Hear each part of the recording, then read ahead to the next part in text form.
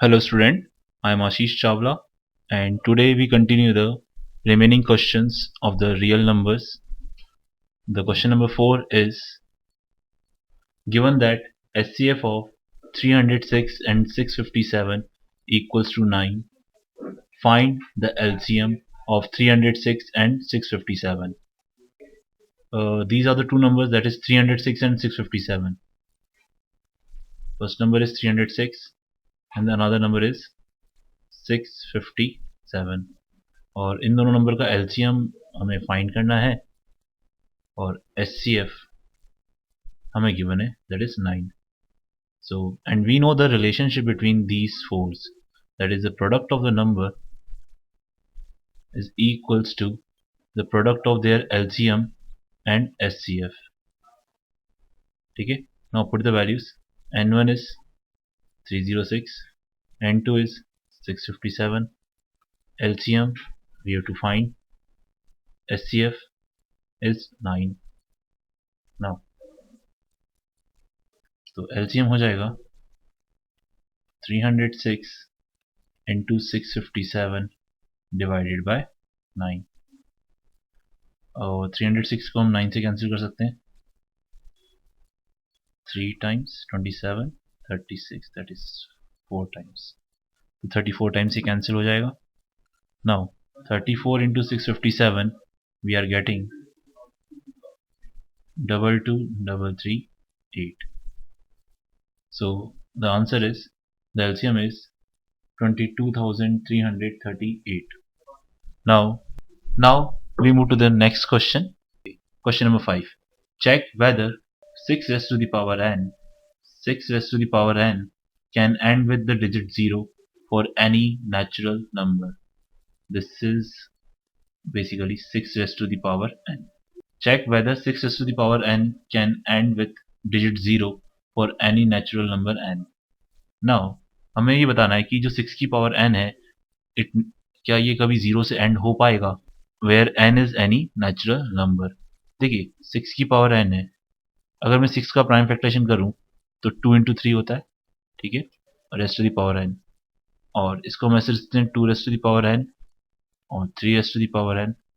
2 raised to the power n का मतलब है कि 2 को हमें n टाइम्स मल्टीप्लाई करना है, 2 into 2 into 2 up to n times.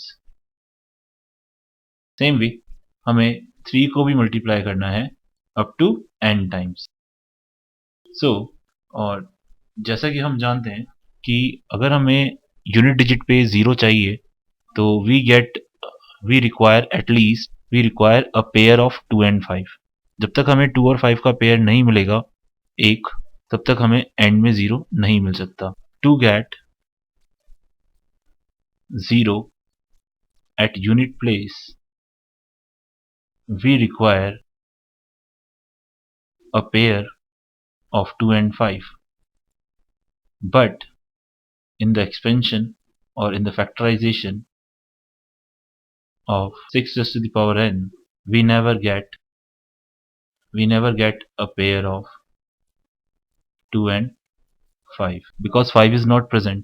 2 आ रहा है लेकिन 5 नहीं आ रहा, so we never get a pair of 2 and 5. so 6 raised to the power n is never ends with. Now we move to the next question. Question number 6. Now question number 6. Explain why 7 into 11 into 13 plus 13 and 7 into 6 into 5 into 4 into 3 into 2 into 1 plus 5 are the composite numbers. हमें explain करना है कि ये दोनों numbers क्या हैं, composite हैं. देखिए कंपोजिट का मतलब पहले हम समझ लें कि क्या होता है. कंपोजिट मीन्स ऐसे नंबर जिनके 2 से ज़्यादा फैक्टर्स हों, उसे हम कंपोजिट बोलते हैं, और जिसके 2 फैक्टर्स होते हैं उसे प्राइम बोला जाता है. तो हमें जस्ट इतना वेरीफाई कर दें कि ये जो नंबर्स हैं इनके 2 से ज़्यादा फैक्टर्स आ रहे हैं तो हम कह सकते हैं कि ये नंबर्स क्या हैं, कंपोजिट हैं. देखिए एक्सप्लेन करते हैं. पहला नंबर था आपका 7 इंटू 11 इंटू 13 प्लस 13. देखो इन दोनों में से हम 13 कॉमन ले सकते हैं, 13 कॉमन ले लिया तो ब्रैकेट में क्या बचा, 7 इंटू 11 और यहाँ पे क्या बचा 1, तो 13 77 प्लस 1 78. तो देखो इस नंबर को जो हमसे पूछा गया है उसको हम 13 इंटू 78 लिख सकते हैं. और यहाँ पे अगर आप ध्यान से देखो तो इसके कितने फैक्टर्स नजर आ रहे हैं, 13 भी फैक्टर है, 78 भी फैक्टर है और इंटू 1 भी कर सकते हैं, तो 3 फैक्टर आ गए। तो 78 को अपन और फैक्टराइज कर सकते हैं आगे, लेकिन यहाँ पे क्या है, इसके 2 से ज़्यादा फैक्टर्स आ रहे हैं, हमें सिर्फ 2 से ज़्यादा फैक्टर प्रूव करना था, यहाँ पे 2 से ज़्यादा फैक्टर्स आ रहे हैं, so it is composite, it have more than 2 factors, so it is composite. तो ये एक कंपोजिट नंबर है। नाउ सेम वे दूसरा क्वेश्चन देखते हैं। दूसरा क्वेश्चन था 7 into 6 into 5 into 4 into 3 into 2 into 1 plus 5। इसको भी हमें कंपोजिट प्रूव करना है, तो यहाँ से भी देखिए हम 5 कॉमन ले सकते हैं। 5 कॉमन ले लिया तो ब्रैकेट में बचा 7 into 6 into 4 into 3 into 2 into 1 plus 1 bracket close. So 5 into this number. तो देखिए, तो यहाँ से भी हम कह सकते हैं कि ये जो गिवन एक्सप्रेशन है, इसके 3 फैक्टर साफ साफ दिख रहे हैं।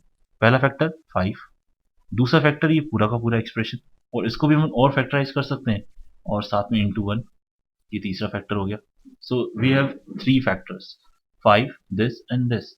इसके भी हम और फर्दर फैक्टर्स कर सकते हैं, तो we can say that the given expression having more than 2 factors, so given numbers have more than 2 factors, therefore the given number is composite.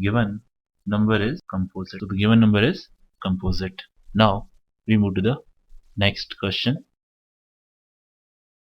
Question number 7. There is a circular path around a sports field. Sonia takes 18 minutes to drive one round of the field, while the Ravi takes 12 minutes for the same.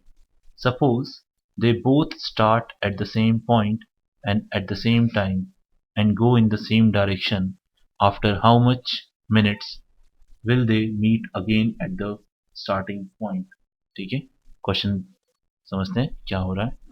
ये एक circular park है, उसके around ये circular path है, ये मान लेते हैं हमारा स्टार्टिंग पॉइंट है, और इस स्टार्टिंग पॉइंट से एक सोनिया है और एक रवि है, दोनों सेम डायरेक्शन में मूव होते हैं एट द सेम टाइम।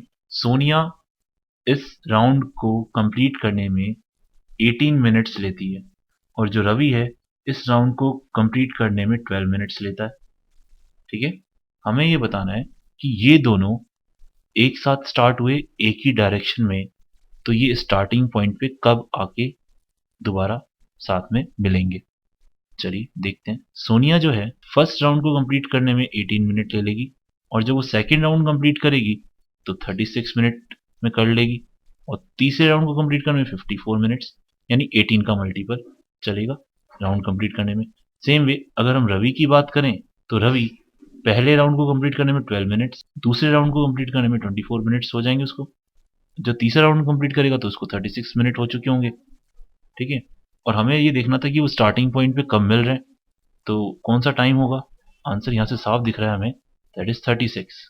तो बेसिकली हमें इस टाइप के क्वेश्चंस में क्या करना पड़ेगा, जो भी हमें एक राउंड का जो टाइम पीरियड दे रखा है कंप्लीट करने का, उसका हमें एलसीएम लेना पड़ेगा। सो इस तरह के क्वेश्चंस को करने के लिए आप क्या करिए, एलसीएम ले लीजिए 18 और 12 का, that is 36। So the answer is 36 minutes. Clear? Thank you.